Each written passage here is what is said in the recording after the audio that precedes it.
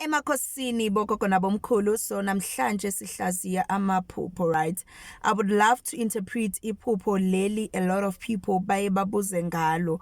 It's very common ukuthi gogo ngiphupha inkomo.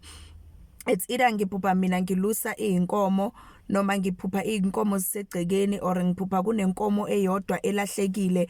What's with the cows, right? So amaphupho weinkomo bantu abadala kusuke kuyithonga lakho noma kuyidlozi lakho lelo lizibonisa njengeinkomo, right? So isikhathi esiningi mangabe uphupha wena uchuba le inkomo, that means you are in the right path, right? Kodwa mawuphupha inkomo eyodwa ingaphandle ingakulandeli, that means kukhona lethonga elingaphandle ele resistayo. Right, so you must now go back and check a relationship yakho namathonga akho. Gogo ngiphupha ngisa inkomo emanzini ziyodla noma zingilidele emanzini. Kushuthi abantu abadala, they are saying, child, we are waiting for you in the waters. You are a water child. You understand? So inkomo zibalekile ngendlela eyisimanga abantu abadala ngoba abantu abadala bebathanda ibaya. That's why imisamo kudala bekuyisibaya bebethi makunento edinga ukuthethwa ekhaya kuhanjwe kuye esibayeni kuyophahlwa khona. You understand?